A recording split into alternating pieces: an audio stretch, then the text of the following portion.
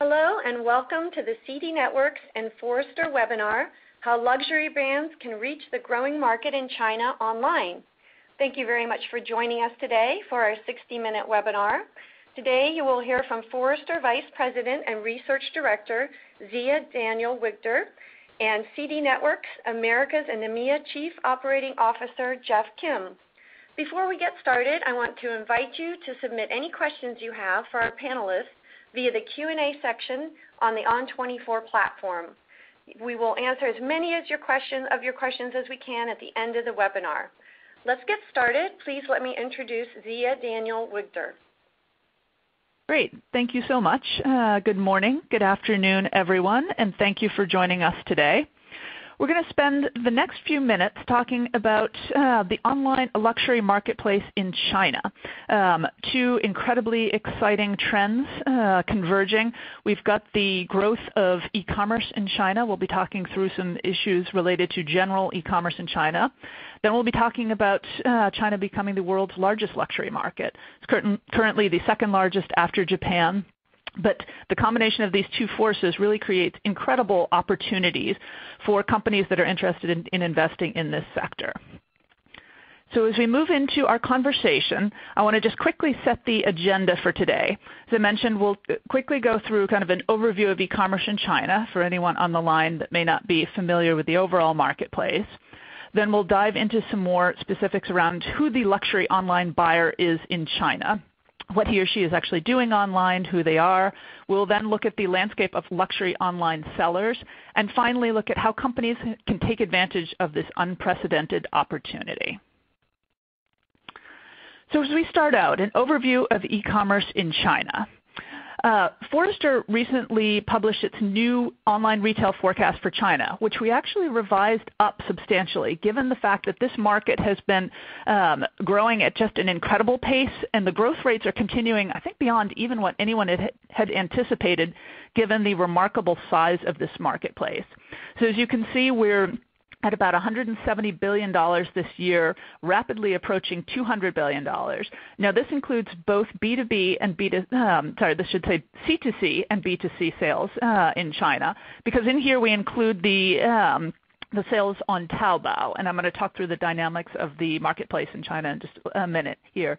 But China comes out of this legacy of a very strong C2C marketplace, Taobao, whereby you had a lot of consumers, a lot of small businesses selling online, created this incredible marketplace, which then, as we move to talking about Tmall, evolved into a marketplace for brands. So in 2008, Taobao spun off Tmall.com, which was its marketplace for licensed brands.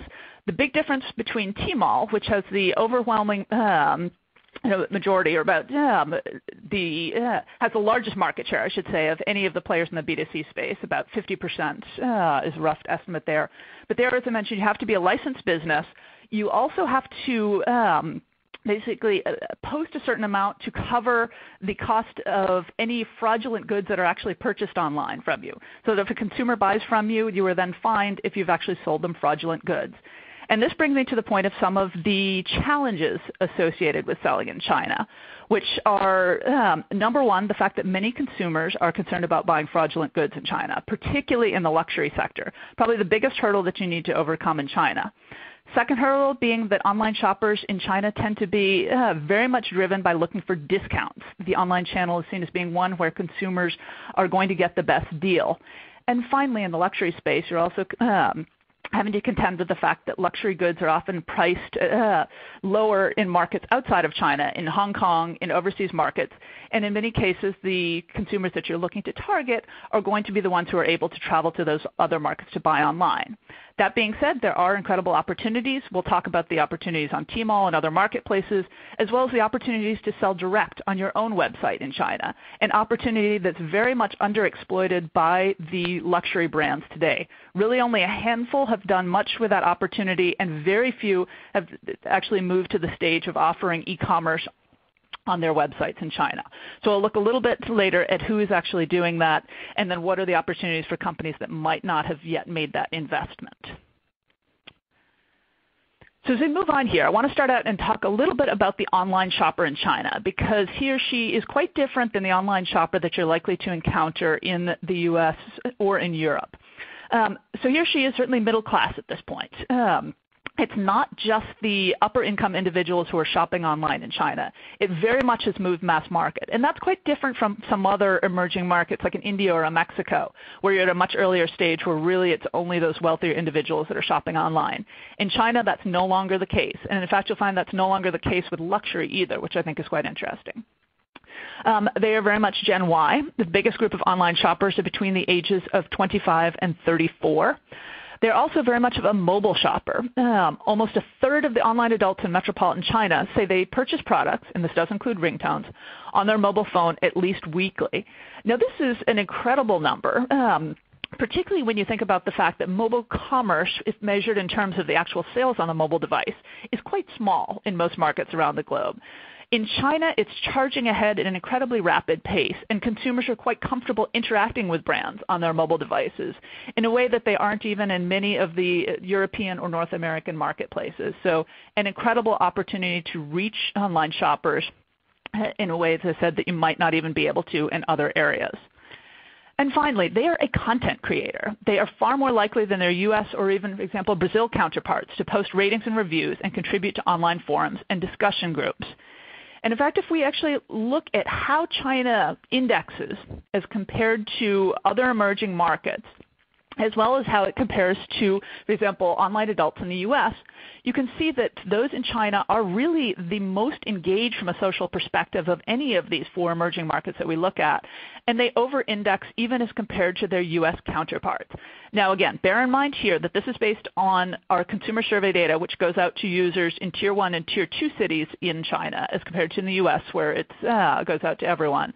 But really remarkable when you look at a greater percentage of consumers that are researching products online, using comparison shopping sites, reading ratings and reviews, posting ratings and reviews. I'm going to talk about this in a minute because that's an incredibly powerful force that hasn't really been harnessed by most of the global companies in China. They're also incredibly likely to buy products online. Another thing that's unique about China is the fact that consumers do buy across a wide variety of categories. And when you think about the luxury marketplace, it really does span an incredible number of categories. And regardless of the sector that you're in, at this point it's likely that consumers are buying products within your category online. They are buying food and beverage. They are buying apparel. They are buying beauty products. That in addition to all those sort of early adopter categories that you see, things like consumer electronics and computer hardware, which tend to be the first that shift online. So an incredibly diverse marketplace and an incredibly engaged market. Now here, when I mentioned before that consumers are engaged in terms of providing ratings and reviews online and very engaged in terms of participating in communities, this is kind of a typical consumer review in China. Now this is quite different than other places where kind of early stage e-commerce markets where consumers are a little bit more leery about providing information or putting their thoughts online. In China, this person has taken the time to post pictures of what a product actually looked like on their hand. They wrote up an extensive review of how the product performed, how long it lasted. This is quite typical for a consumer in China. They put a lot of information online. They take consumer reviews very seriously. And there's a much smaller delta between the percentage of consumers that read reviews and those that post reviews in China. So in most markets, everyone reads reviews, or a large percentage of the population read reviews. Difference is in China, a very large percentage also post reviews. And if we have any European companies on the line, you'll see this is incredibly different, for example, in markets like Germany, where you've got a much smaller percentage of consumers who will post reviews. So take advantage of this.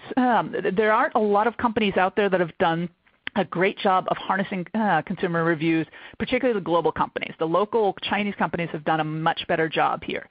So keep this in mind, and this doesn't just pertain to ratings and reviews. It also can be around communities and getting your consumers engaged with your website. You're cultivating a very elite group of users. Make sure that you're connecting them to other users because this is a very popular way for consumers to interact in China.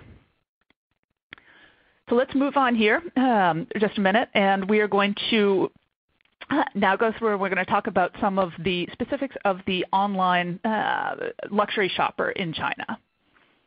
just a minute here.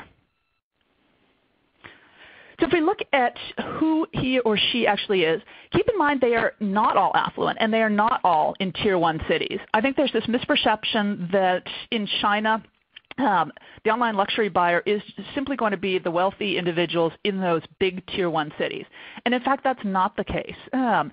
In our surveys, we actually had 79% of low-income online shoppers say that they buy some sort of luxury good. And that's only slightly fewer than the middle income online adults. So luxury is certainly something that has permeated the masses and something that consumers are turning to the online channel both to get more information on as well as to buy. So you can see about a quarter of all online adults ages 54 and under have actually bought luxury goods in the past 12 months. And actually, online men are an incredibly promising category for brands to target as well. They're even marginally more likely than their female counterparts to have bought luxury goods in the past 12 months. In Tier 1 and Tier 2 cities, they're just as likely to have bought luxury goods. So again, don't just focus on those big ones. And finally, about a third of all online adults in China are saying that they're very concerned about getting fraudulent products. So a great opportunity for the brands themselves to launch e-commerce websites and to start enabling those transactions on the websites because you're helping consumers overcome fear of getting a fraudulent purchase from some of the other sellers, which we will talk about in a minute, for whom this is a much bigger concern. So let's move on and just look at what consumers are actually doing online, because I think this is an interesting slide in that it looks at how different income brackets are actually shopping for luxury online and how they're using the online channel. So what's interesting here in the first set of bars here is that it's actually the high-income individuals who are most savvy about using the online channel and who expect it to offer them a lower-cost option than in traditional retail stores. Because this is true more broadly in e-commerce, that you often get lower prices, even from the same retailer online, than what you would actually get in the stores. So they're expecting something similar in the luxury space. They're also more likely to do a lot of research online, and they may then go to the physical stores and make that purchase, but they're still turning to your website to get more information. And I think this is also where a lot of the luxury brands fall short today, is there isn't an enormous amount of information on the brand, and there certainly isn't a lot of information in Chinese specific to the brand. This is really the opportunity now to educate the consumers in this marketplace about what your brand is, what it represents, what you mean in that particular country. And the websites are actually still relatively nascent, and we'll talk to this in a minute. But again, a great opportunity to do that education even if the transaction is actually completed elsewhere. And then finally, you see in the bottom part of this chart that the high-income individuals are also most likely to actually be purchasing from your website. So again, e-commerce enabling the website is a key element here and a step that many brands have not yet taken. And we'll talk in a minute about those that actually have gone there and then some of the others and where the opportunities lie. So as we move ahead here, what does the landscape of luxury sellers look like in China today? Just a minute here. I'm moving to the next slide. There we are. So in terms of who is dominating from an online luxury purchases perspective, there are actually a lot of marketplaces today. And these are just three examples. And I'm not referring to these three in particular, but in some cases there are marketplaces that are in fact selling unauthorized products online. They may not be fraudulent products. They may be products that were actually purchased overseas and then imported and sold on the website. But not all of the marketplaces that are popular with consumers have the relationships, the direct relationships with the brands. But you need to understand that this is where many consumers are turning to, and that the same product may appear on multiple websites, and that it may not be the brands that are controlling where this actual product appears. This is, as I said, where a lot of consumers turn for their online purchases today. The other thing is that for the most part, there isn't a really luxurious shopping experience taking place on these marketplaces. There's little consistency in terms of how products are displayed. It's not a very immersive experience. It's very functional, which again is a first step, but isn't necessarily where you want to be longer term. But again, presents an opportunity for companies to come in and to provide more of that experience, to provide more of a community, to provide more information on their brand, because in many cases customers are not getting that from the places that they're shopping from today. You're also seeing some brands, some of these marketplaces, starting to use Tmall as a sales channel. And Tmall is challenging. I had a panel at NRF earlier this year in which we had a panelist coming from one of the luxury marketplaces in China. And she was saying that many of the brands are shying away from Tmall just because they're concerned with the company that they're going to keep there, that most of the luxury brands have not launched on Tmall to date. There are an enormous number of brands who have been quite successful with that, but it's largely the marketplaces that have migrated to Tmall to date. So certainly there are a number of luxury products being sold on Tmall, but isn't necessarily the brands that have their own stores there. And that may be a trend that happens, but it hasn't happened to date. The other thing that you're seeing in China is that you've really got kind of a small subset of what's being offered, for example, in the US or Europe on the e-commerce site that's being offered in China. So take a look at this example, and this is very typical. I don't mean to call it D squared, but it's just, as I said, the luxury brands have not placed the amount of emphasis on China that the market size would merit. The fact that this is the second becoming the first largest luxury marketplace in the world, and the fact that it's an enormous e-commerce market would lead you to believe that many of the sites are investing just enormous amount in building out these markets, and they haven't yet. It is coming, but the selection is often a small subset of what's available elsewhere, and in some cases they're not even offering necessarily the latest collections. It might be last year's, it might not be quite as updated as what you're seeing elsewhere. So make sure that this market is getting the focus that it deserves, because there are enormous opportunities here. This next screenshot here just shows an example of what is quite typical in China today. So the Louis Vuitton site actually they have created a great experience online, but it's not currently e-commerce enabled. So you can't actually purchase from them online. There are some brands that are bucking this trend, but for many, informational sites are the norm today. You're also seeing sites that have simply translated the website into Chinese as opposed to actually optimizing it for the Chinese marketplace.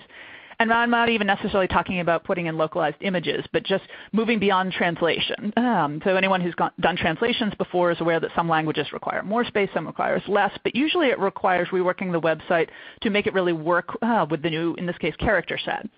And in many cases, as I said, the brands have simply translated without taking that next step to really make it an elegant, immersive experience. So moving on to our final section here, how companies can take advantage of this unprecedented opportunity. We'll talk through a few different ways that companies are experimenting. So you basically need to decide as a luxury brand whether you want to go the e-commerce on your own website, the direct-to-consumer route, or if you want to work together through one of the marketplaces. And it is quite typical to offer both. So an example sort of outside the luxury sector, but Gap, for example, sells on its own website, e-commerce enabled. They also sell through Tmall. They also have their own shop. So it doesn't mean that you have to take only one approach, and that's the only way to enter this marketplace. Look at different opportunities, assess the opportunity of actually going with one place that has an existing audience versus trying to build out your own website and your own brand online on your own. Now, in speaking with one of the sort of the global footwear manufacturers selling over there, they said you also need to keep in mind, even if you've got an incredibly strong brand presence in China, it doesn't mean just because you flip that e-commerce switch on your website that everyone's immediately going to flock to you to buy. They're used to buying your products on marketplaces. You need to educate them around the fact that you now can buy directly on the website, that you are 100% guaranteed of getting legitimate products and buying from the website, but that takes a while. That's not something that's going to happen overnight. So it is not build it and they will come. It's build it, educate people, market, and then they will come. In terms of the Tmall opportunity, as I mentioned before, most luxury brands have shied away from Tmall to date. Coach did do a test run on Tmall. They used it for a short time, but they're no longer operating their store there, so just one brand that has actually tested that route. Burberry, one of the most aggressive luxury retailers in terms of e-commerce enabling global websites, they are one of the few that does have a transactional site for China today. That's in addition to many other global markets. Yoox, for example, in China, they're a full-service provider that has worked together with a number of the luxury brands and helped take them online. So they're a solution that many companies have looked to simply because it sort of eliminates some of the concerns around organizing a variety of different partnerships and managing the logistics on your own. But they've been active in driving a number of brands to start selling direct online in China. The other route that companies are taking is to actually invest in existing players. So Neiman Marcus, for example, invested in the flash sales site Glamour Sales just a couple of months ago. It seems to be an increasingly popular way of getting into China and a way of understanding the market better. Because of any market around the world, I would say that China is the one where you just need to be ready to learn. If you have not operated there before, you need to be ready to sit back and say, this is not a market where I'm going to succeed in 1 to 2 years. This is a market where I really need to understand. I need to be in there for the long haul, and I need to understand that the brands that are going to be most successful are the ones that have already been there for a while, and it's going to take me a while to catch up. So be ready to do that and be ready to invest if you decide that that's going to be your way to better understand this market. Another example, Net-a-Porter has bought the website Shuka and also planning to launch their own Net-a-Porter offering subsequent to having launched the Outnet as part of this acquisition. So there are brands getting in through acquisition. There are brands getting in through marketplaces. There are brands getting in through selling direct. You need to determine what is the right opportunity for you, and do you potentially want to go in through multiple routes. Diversify your offerings within the marketplace, and then ultimately decide which one is going to be the most successful for you. So as we look at some of the recommendations for luxury brands who are going online in China, first of all, make sure you're analyzing shopping patterns and your consumers' response to your brand. You need to make sure you understand where consumers are actually accessing your brand. Is it on the marketplaces? Is it on your own website? Is it largely through your retail stores to date? Really understand that, because that is going to vary quite a lot. You need to consider the masses. You do not need to just cater to that upper income individual in the big tier 1 cities, as we discussed before. You need to think more broadly about it.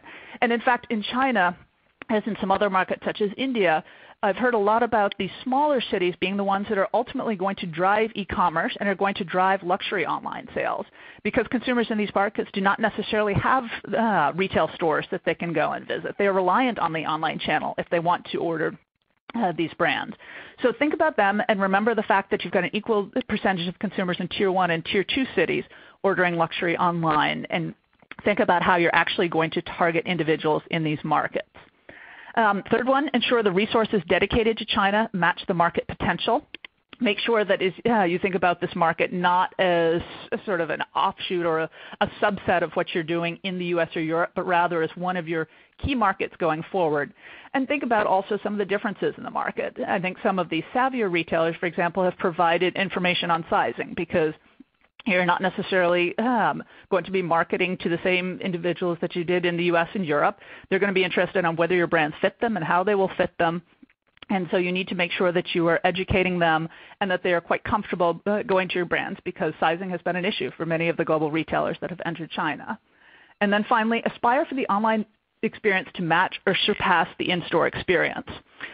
When we did a report on this topic just a couple months ago, one of the luxury brands that we interviewed said that many consumers in his retail stores said that they had gone online, but they simply weren't getting the experience they were looking for online. So they went to the store because they were looking for something more than what the online channel had to offer. And as you saw from some of the customer experiences that I highlighted, there's still an enormous opportunity to build out your web presence, to make it much more than it is today, to really immerse the consumer in your brand and to educate them about what it means and what it means for them in China. So take this opportunity. Move beyond what's being done today. E-commerce enabled the sites. Make sure that it is optimized for the Chinese characters, for the local audience. Make sure that you build a community on your website that allows consumers to connect with others that would also identify with that brand, and really just take it to that next step, because it is a market that merits a high level of investment. Just make sure that you realize that investment is going to take a while to pay off, and make sure that you're not just there for the short term. And with that, I will say thank you, and I will hand it back over to my host. Great. Thank you very much, Sia. Now let me introduce Jeff Kim, who is CD Networks Americas and EMEA Chief Operating Officer. And I also want to remind you to please enter your questions in the Q&A section, and we will get to those at the end of the presentation. Great. Thank you. Hi, everyone. This is Jeff Kim. Just a real quick intro of CD Networks. We're a 12-year-old multinational content delivery network. We've been helping brands and website owners extend their reach basically extend globally. So we actually help a lot of Chinese customers of ours extend outside of China, and conversely, a lot of American, European websites and brands to extend their web presence into China. So we've been in China operating for about 6 years, and so I'm going to share some of the insights that we have there, as well as some success stories of customers that we've helped penetrate China. Real quick over the agenda, we'll talk about the opportunity, challenges, our service itself, and then end with success stories. I only have one slide on the opportunity because you guys are here basically because you know how big of an opportunity it is. 500 million internet users. It's only 40% of the population. There's another 60% to go. The chart at the bottom is taken from Mary Meeker's recent Internet Trends presentation, where basically China is the #1 growth area in the Internet, and you'll see comparatively the USA is down to 8th now in terms of growth. So using some of our own metrics across all of our web properties that we serve in China, we're seeing roughly 30% month-over-month growth based on unique IPs.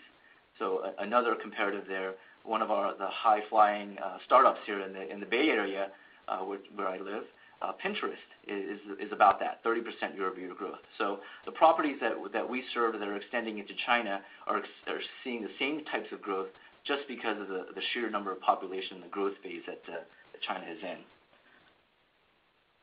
Okay, Zia covered did a great job of talking about the boom, but here's just another data point.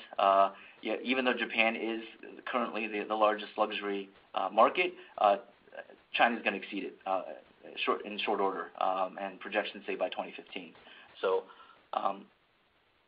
what are the challenges for companies like yourselves? So let's take on the Great Firewall first and foremost, right? So everyone knows this exists.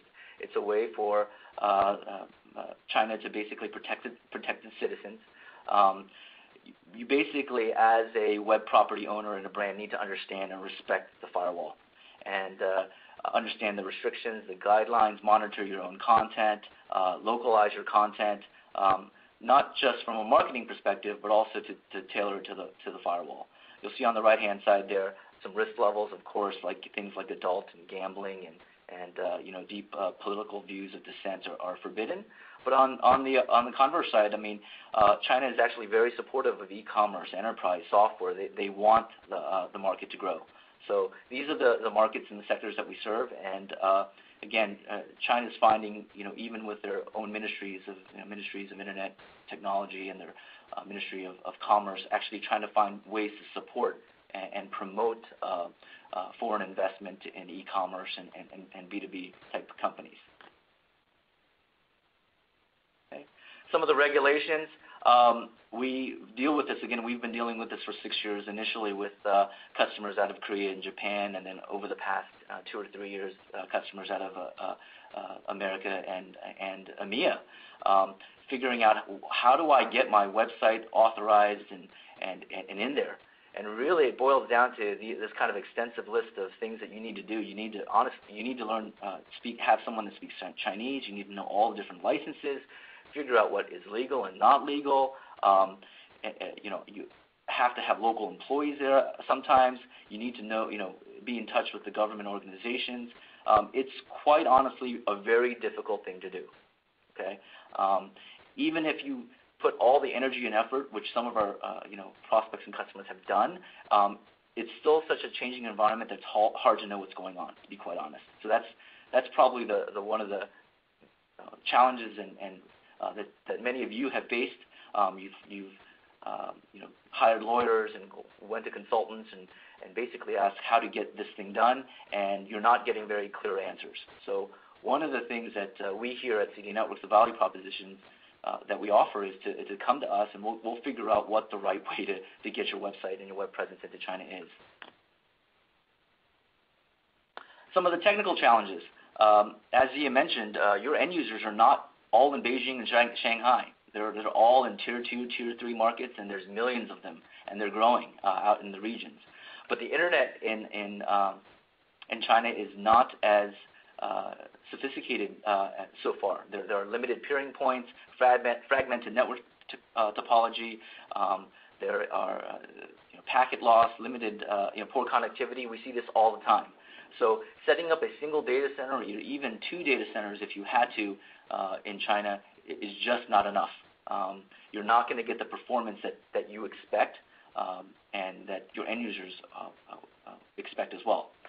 So here in the in the Americas and EMEA, I mean, it basically 5 years ago 4 seconds was fast enough, and now it's almost 2 seconds, and people are getting more and more impatient as the internet progresses. So back to that internet performance, here are some real metrics just to show you.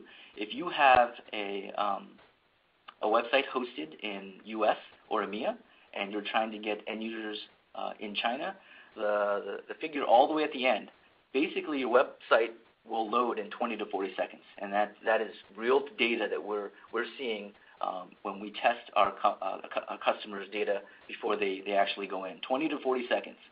So you guys are obviously website users yourself. No one would take or would stand around for that kind of web performance.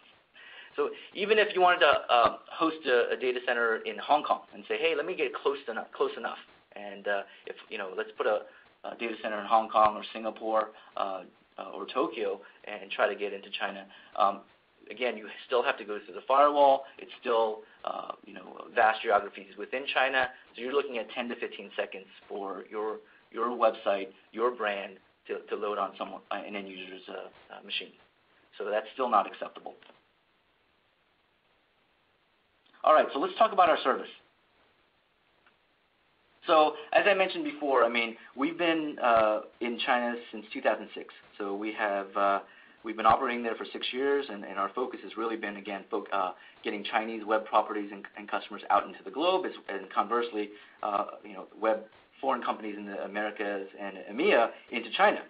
So we're experts on the Great Firewall. We know about the regulations and licensing. We're constantly monitoring what the changes are from both a business and technology perspective. We're experts on web performance. So, at our core, we're a content delivery network, internet infrastructure company that helps websites and web accelerate. We have our own points of presence within China, our own office, our own network operations center. It's all of our hardware, software, all of our intellectual property within China is our own. Okay. Kind of a view of our network map. So we have 25 points of presence within China, and quite honestly, we're growing this all the time, and it really has to do with optimizing and increasing and improving performance there. So I mentioned earlier that 1, 2, 3 data centers is not enough because of the current internet topology out there. So in order to properly get your website blazing fast, it requires, quite honestly, 25 data centers, which is why we have set up these POPs the way that we have. And on top of that, of course, we supplement that with 100 global POPs in areas like Russia, India, Brazil, Australia, the Middle East, so that if you're trying to extend it, not just in China, but in all the emerging markets as well as everywhere else, you can do it with a one-stop shop with us. Okay. Now we get questions a lot of. This is probably one of the things that we get the most questions on, licensing. So we get a lot of prospects and customers that come to us. Again, they've gone out to their lawyers, they've hired local consultants, they've worked with other CDNs or other business partners, and then they come to us thoroughly confused, saying, hey, we don't know, we've heard this, we've heard that. It is not simple, right? So there's a thing called an ICP license, okay, and it's very business specific. And so we need to take a look at your website, come together with you to figure out, is this required for your business? Okay, and that's one of the things that our account executives, our solution engineers will work with you on to figure that out. Okay. Now, there's also a thing called an ICP Bayon registration. I actually put the Chinese characters there. So a lot of people get confused. These are two separate things, right? So ICP license, ICP Bayon registration. ICP Bayon registration is a mandatory thing. It's basically it's associated to your website, your URLs, your specific links, and all links in China must be registered. So this is something that CD Networks works with you to ascertain, to get basically as your local registration proxy in China. So we have the right registration application process. We know how to get this done.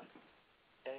There's also so it's not just a single license. There's also a thing called a PSB Bayon registration, which is a completely different organization within China, but this is also a mandatory registration that's required.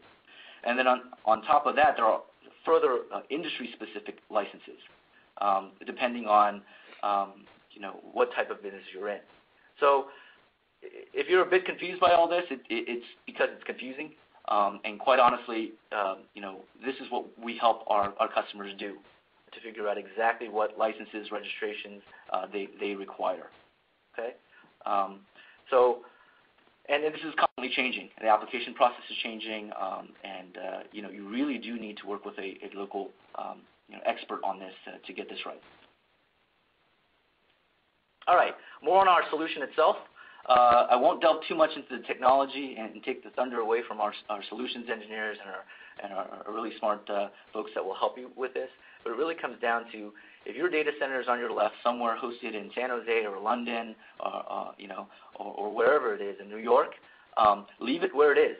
And because we have 100 global POPs and 25 POPs within China, we will go ahead and accelerate your content, your website, both dynamic and static, and get it to the end user. Okay, and it's as if your origin data center is replicated in 25 points of presence in China. That's the easiest way for me to kind of describe it. And we'll talk about what kind of performance results you'll see. Another view of our China service, again, we have a nice portal. You can log in, see where your end users are actually mapping into or coming from based on geo information within China. All right, some of the customers and brands we serve.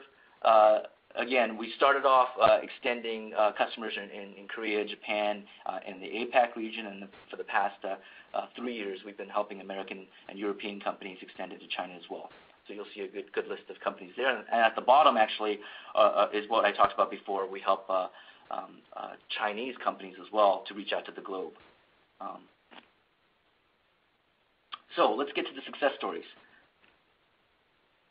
So Zia talked about Net-a-Porter, which is actually a customer of ours. So the Outnet.cn, they recently launched their site in China. You'll see the performance report down at the bottom. So they are hosted in London, and we were seeing results of about 17 seconds for their website and application to load, which again, they've pumped, all of you guys have pumped in millions of dollars into your brand, into your website, into your web infrastructure, and 17 seconds is just not what you want. We put them onto our China acceleration service, and we got that down to 3 seconds from all across China. So it seems like magic. In fact, just the other week, we were working with a prospect, and they came and said, okay, how are you doing this? This just doesn't make any sense. And that really goes into what we offer in terms of accelerating both dynamic and cacheable content, and really just leaving your website infrastructure where it is, and we'll take care of the rest about getting it blazing fast into China. Okay. Just for your own reference, the little chart on the right is actually different points of presence in China and how we measure compared to their origin. We actually use a lot of you may be familiar with companies called Gomez or Keynote. Within China, there's a company called Network Bench, and they're probably the biggest. They're the largest web performance measurement company within China with the most agents there. Okay. A different case study, this is another luxury brand out of Italy. Same thing, they were getting 19 seconds, and their data center is located in Italy. And we actually got them down to 3 seconds as well. So again, they launched with China, and again, this is indicative of the performance that they're seeing. Okay. Questions now. Let me turn this back to Sharon, and now this will be the open questions for both Zia and myself. Great. Thanks a lot, Jeff. So we do have a few questions. Let me just start with one that's kind of general, and I think both of you could answer it maybe in a slightly different way. But the person asking the question says, it seems like a lot of companies, U.S. companies, European companies, have not actually had a lot of success in China, and what have they done wrong, and what could have been improved? So Zia, if you want to start off maybe from a general standpoint, and then maybe Jeff could answer that from a technology standpoint. Sure. It's hard to say that it was one thing that companies have done wrong because there have been so many, so many different failures along the way. I would say that generally the issues that tend to trip up global companies are first trying to export the same business model that you used in other markets to China. We've seen time and again that doesn't necessarily work. And in many cases, the companies who have been most successful are those with substantial international expertise under their belts before they went into China. So they've already learned to go into markets, to listen, to adapt their products. I think it's been more challenging for companies that simply went in and said, okay, China's the next market we're going to go into, and we're going to go in full force, and we're just going to do what we've been doing and see if it works there, because that never is a recipe for success. The other big mistake I'd say that companies have made is that they don't plan to be there for the long haul. International expansion efforts tend to have multiple year ROIs associated with them. It's rare that companies are successful in sort of 1 to 2 years of launching a new initiative. More commonplace is kind of 3 to 5 years, and I would say that China's definitely on sort of the high end of that. Make sure that you're there long term, and realize that if you're looking to build a brand from scratch, it's going to be challenging, and you're going to be competing against local players that are simply going to be going the discount route. So if you're not going that route, you need to be offering something else compelling for consumers to buy from you. Jeff, do you want to comment? Sure. I mean, from the technology infrastructure side, it really comes down to what I kind of mentioned before. It's to work with local experts. China's a very different market. It's not, you can't just replicate what you've done in the Americas or Europe. Work with people that know, with consultants, with UX, UI designers, with internet companies like ourselves. Great, thanks. We have another question here. Basically, this person is asking that what questions should they be asking? If they put surveys on their site, if they want to gather feedback from their buyers in China, what should they be asking? So I would say to that, a couple of things you need to be understanding about your online buyers. First of all, if they're buying from your U.S. website, chances are it's in English only. So would they purchase more frequently if the website were localized for China? Because there are some retailers that just ship out of the U.S. that have started localizing for different international markets. To take a different example, B&H Photo, for example, has an entire website in Portuguese for the Brazilian marketplace because they've identified that as being one of their core markets. If you're finding that shoppers from China are a really important group of international buyers on your website, ask them if, again, a Chinese language website is going to be compelling to them, because the chances are yes. Time and time again, China is one of the markets at the top of the list where users prefer content in their own language, and given the incredibly well-developed supply side in the e-commerce space, they're very used to having Chinese language content. So that would be the first one. The second one would be around payment methods. Again, you're seeing more companies in the U.S. accept, for example, China Union Pay. You can buy from LL Bean online using CUP. You can buy from the Macy's store in New York using CUP. So find out if offering that type of a payment would appeal to the consumers there, because it's unlikely that a U.S. company shipping internationally is going to be willing to do, for example, COD, cash on delivery. So find out about the payment methods that you might be able to add to your offering that, again, would make it resonate more with your online shoppers in China. Great, thank you, Zia. Sure. And here's a question, probably more for Jeff. A couple people have said, well, why don't websites just go ahead and host in China themselves? Sure. So a couple things. It's a much more difficult thing from a regulations and legal perspective. So hosting within China, you'll have to go through an extensive process of setting up your local company there as well. So a Chinese-owned company within China. It's much more difficult to do that than to work with us, where we're basically a CDN service where we're proxying your request into China. As well, as I mentioned before, a single data center within China is just not going to work for you. So even if you host in China, you'll still have to use a local CDN there. Great, thank you. Okay, so let's see. Do either one of you have any comments about fulfilling the orders from the U.S. to China, like duties, customs, couriers, reliability? I don't know, Zia, can you handle that question? I can talk more about internally within China than I can the U.S. to China. So I'm not sure if that's helpful, but I'll talk for just a minute. So with most of the retailers that operate in China, a large percentage of them do offer some sort of a courier-based delivery system. It's very commonplace in China as it is in many other sort of big emerging e-commerce markets. There are services that are marketed as kind of premium services, the express service offered by China Post, DMS, FedEx. These are considered more premium offerings because consumers know exactly when they're going to receive their package and they know that it's going to be delivered in good condition, which is a big concern of online shoppers in China because there are a lot of horror stories around the condition of packages when they arrive from a courier. So you're seeing particularly luxury brands make sure that you're offering a more high-end experience in terms of those deliveries. So if you were a brand, I would say, looking to export from the U.S., you would absolutely be looking for the same sort of thing. Make sure that you are investing in local delivery options that are going to be consistent with your brand. Great, thank you, Zia. We have another question about the firewall, and this is basically, do I need to change my web content from my current website because of the firewall? Probably Jeff. I can take this one.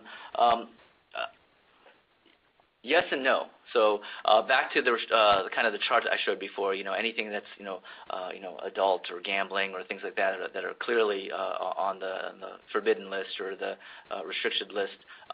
Those are obvious. But we do run into some, again, back to luxury brands and even travel tourism sites where I'll just give you an example. There was an image of Cirque du Soleil, and it's this acrobats with skin-tight outfits that in the Americas and EMEA would be fine, but that was a bit too much, and so we had to work with the website owner to customize that, as well as some of the brands, luxury brands. I mean, some of the models in more provocative outfits, they would have to be a bit toned down for the Chinese market. Great, thank you. I have a question kind of beyond China. What other markets beyond China are top of the mind for online luxury retailers today? I don't know, Zia, do you want to start off with that, and then maybe Jeff can comment? Sure. So I'll talk about Asia first, and then I'll talk more broadly about sort of different global markets. So within Asia, certainly seeing Japan and China being the top two for sort of obvious reasons that we discussed before, that those are the number one and number two luxury markets right now. Seeing increased interest in South Korea as sort of a less penetrated marketplace from a global brand's perspective. You're also seeing markets like Australia becoming quite popular, and a number of companies starting to launch websites localized for that particular marketplace. Others like India, others like Indonesia and Malaysia are at much earlier stages, so those are not quite where companies are investing from an e-commerce perspective. More broadly, globally, Brazil is a huge marketplace for luxury brands as well, and one that they're very much looking at, given that that's another one where e-commerce is skyrocketing, although a fraction of the size of China right now. It's a much smaller market overall. And also in markets like the Middle East, you're seeing a lot of interest in e-commerce in places such as the UAE. So interest in allowing consumers to actually buy online in markets sort of beyond the traditional North American, European ones, and even beyond some of those big ones in Asia.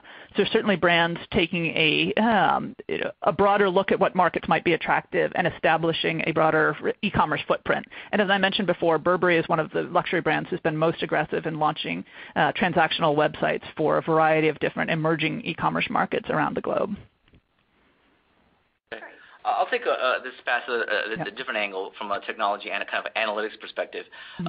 So what's unique, and Z actually mentioned this before in how you structure your website, is that because we have data on how the end users are interacting with the website and how many pages they're viewing, et cetera. It's interesting because the end users in China devour and study websites. So if there's 100 pages, they go through all 100 pages. They download every brochure. They download every white paper.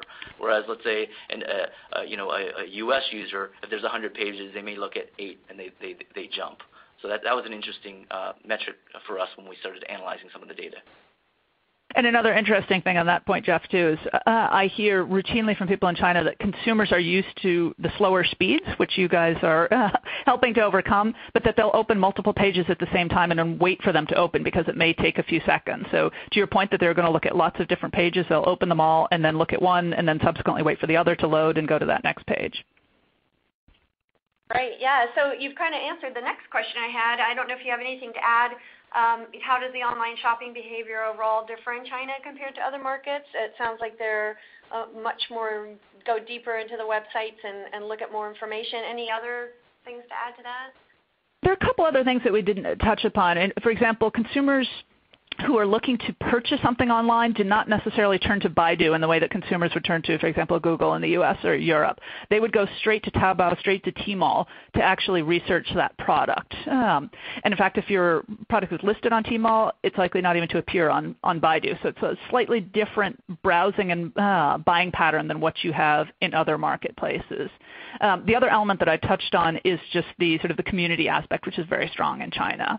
And with that sort of comes a great reliance on chat from a customer service perspective. So because of that Taobao legacy that I mentioned at the very beginning, which was very dependent on chat, which really did a lot of linking of buyers and sellers using that technology, consumers are very used to using it and with interacting with the seller using that chat functionality. So certainly something that you want to consider as part of your customer service offerings in that marketplace.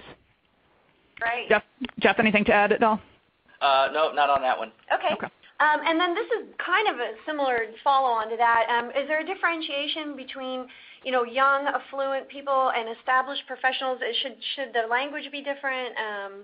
Any comments on that? I think we're at such an early stage with just getting websites translated into Chinese. That would be my top priority. Getting the websites in, then optimized for the new Chinese characters because it is going to be different than the sites that you have in the U.S. and Europe. I wouldn't worry too much about using completely different language just yet. I don't think we're at that stage of the market so far. Obviously, you'll be looking at simplified versus traditional Chinese between mainland China and Hong Kong, but that would be the one distinction that companies are making, not actually altering the language or the sort of the tone of it for different socioeconomic groups. Great. Okay. And then we have another question where somebody has said that they've heard that China's beginning to decline. Do you have any news about that? As a country or from an e-commerce perspective? Not sure. Maybe it's let me talk about e-commerce for a minute because that's really what we're discussing here. I don't think it's started to decline. There have been articles recently about the massive consolidation that's taking place in the marketplace, which was absolutely inevitable. You had a ton of different group buying sites that were out there, which have started to consolidate, or many have dropped off the landscape. You've seen a number of retailers go in and not be successful and then subsequently pull out of the marketplace.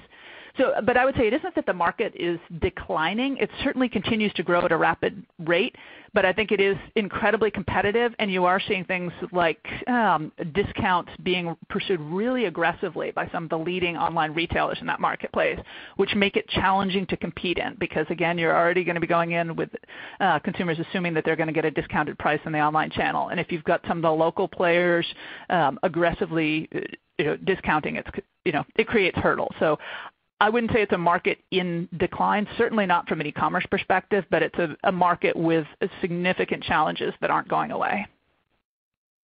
I can add on that from the website. We don't see this. the opportunities and interest of getting your website and brand into China is increasing. So I can tell you that from our deal flow.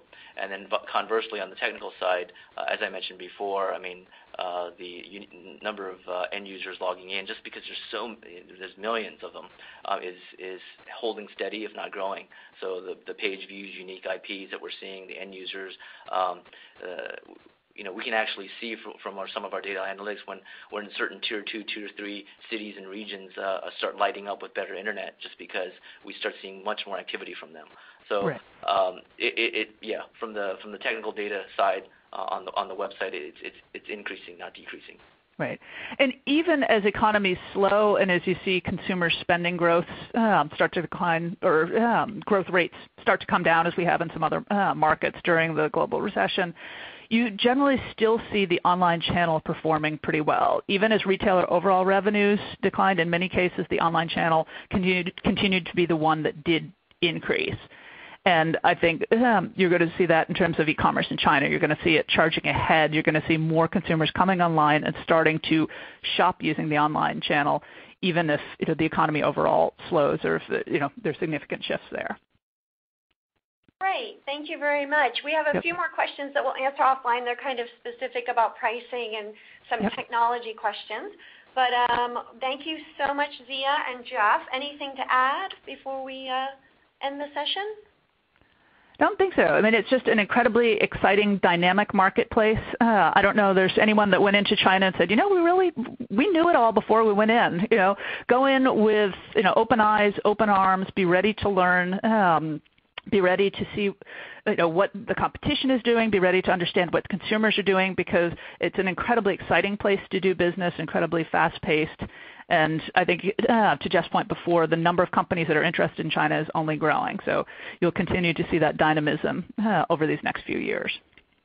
Absolutely, and it's just a massive opportunity, and it's increasing and growing. So it is a very exciting region and market to play in.